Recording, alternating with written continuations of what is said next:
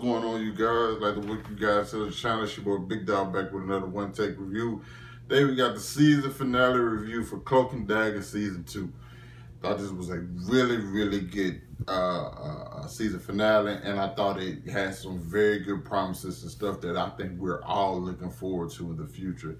Just because basically out the stuff like we've seen last week with like Luke Cage and with Tyrone was looking at the paper with Luke Cage, and it just seems like this. It just opens the doors for so many other different things. Because I'm getting episode just a sec. My biggest thing with like the Marvel shows is like I wish they addressed each other more, and like Cloak and Dagger seems to be one of the shows that really don't mind doing that. You know what I'm saying? Agents of S.H.I.E.L.D. used to do it. They don't do it as much anymore or let them know at all. So I like the fact that Cloak and Dagger is one of those shows that like, hey, we might not address everything that go on in like the Marvel Cinematic Universe, but like we're gonna address the shows and stuff, and I appreciate that. But this episode is like, hey, people are disappearing.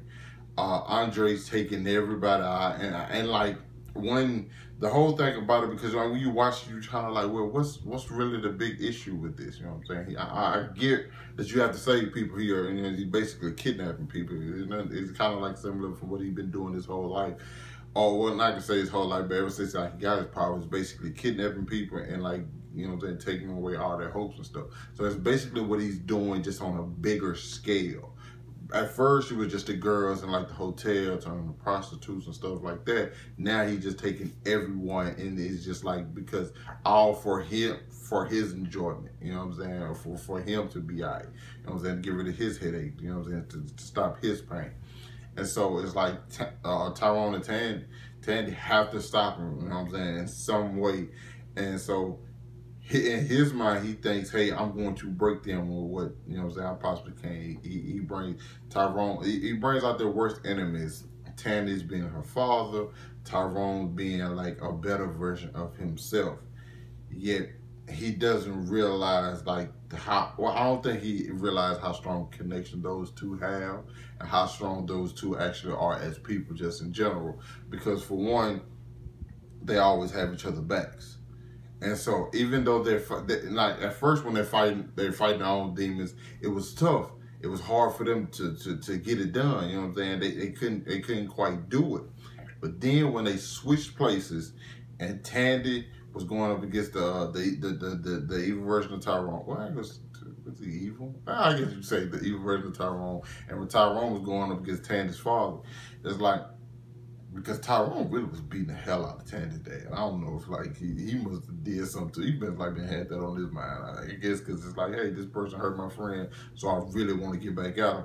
And you saw like they exposed them, and plus while they're exposing them, they're like telling all the good things about the like Tandy was saying great things about Tyrone. Tyrone was saying great things about Tandy. So it's like at the same time you're dealing with their problems, and you're building and basically letting them know like why this person deserves what they you know they have got. Why this person is such a good person. Why this person is gonna succeed no matter what. And then so when they switch back, and they start going up against themselves again, when Tandy started going back up against her father, Tyrone, you know what I'm saying, going against the other version of himself, it's easier for them to deal with that. Because they realize like, hey, this person has said all these great things about me. This person believes in me. This is a true friend, somebody I really care about. And so, yeah, I'm going to be able to overcome this now. You know what I'm saying? Because sometimes you need somebody to help you with something, and then you just need a little push. And I think that's what they both gave to each other. You also have Mayhem dealing with like a lot of her own issues. You know what I'm saying? You have Evita who came, and man. Every time I see Evita, it's tough, because you know, every time her and Tyrone look at each other, you know. You know what I'm saying? It's like, damn, they want to be together, but she basically gave up being with him just so she can save him. And it's just heart-wrenching every single time I see it. But I love that she was in this episode. I love how they wrapped it up. I especially like the way they took down Andre. Well, like when Tandy came out of Tyrone and like stabbed him, was on, I swear it looked like some Game of Thrones type shit. Like the only thing different, it's crazy because like she usually has a dagger. This time she had a full sword. So and another thing that was dope is like when she was hitting people with the daggers, when she was throwing them at just the people in the crowd, it's kind of like you kind of wonder like, well, and then you see the people come back to like, okay, why would that work? You know, if you're not paying attention, you're not gonna catch it because you see it and you be like, oh, she like Tandy like is kind of like an embodiment of hope. She can give people hope. She brings out the most hope that people, she sees the hope that people have. And so that's basically what she's putting into the daggers when she throw them at people. So yes, you're no longer in despair, you have hope again. You know what I'm saying? So I'm like, okay, that makes sense. So she takes down Andre, then takes away everything he has, and he's defeated. And the way the show wraps up is going to everybody, even though everybody didn't really hit for me, especially like the fact that his mama is a murder. Tyrone's mom is a murder. I think they should have addressed that a little bit more. Cause I don't get me wrong. Most people would have probably did what she did in that situation. It just seems to me like it was kind of brushed over in a sense. So I wish I would have seen more from that. And just a couple other characters that was cool to see, but I didn't really care too much about them. Like it had a moment between Tanda and her mom that didn't just hit the girl from Roxanne. I didn't really, you know what I'm saying? The people I cared about the most were probably Tandy, Avita, and we saw Avita burying her aunt. It was Tandy, Avita, Tyrone, and probably Bridget. Those were the ones I cared to see, like what happened to them. I understand why they showed everybody else, but those four are the main ones that I really want to see what happened with them.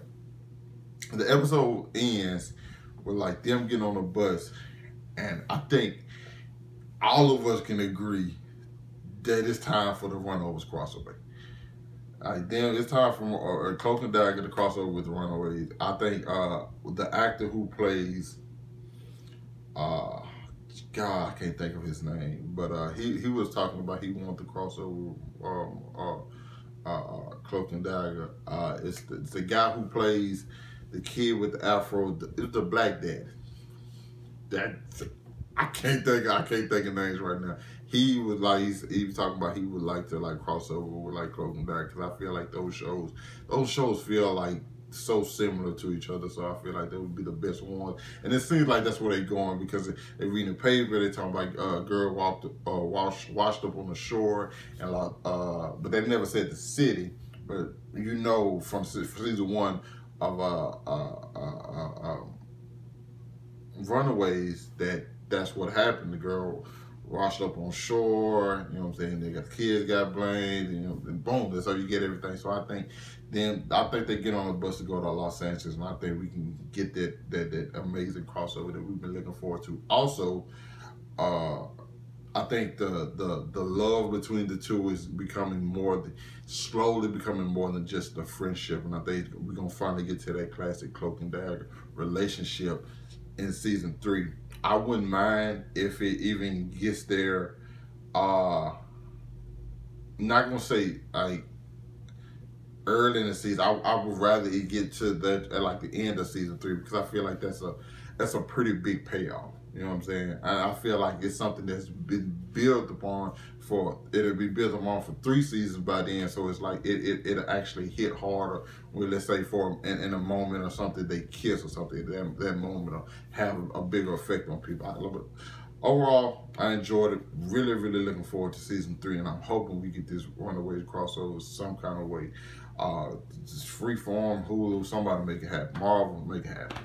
But you guys let me know what you thought about this season finale, and let me know what you thought of your overall thoughts on this season in general. I personally like season 2 more than I did season 1. It's not the season, I didn't dislike season 1.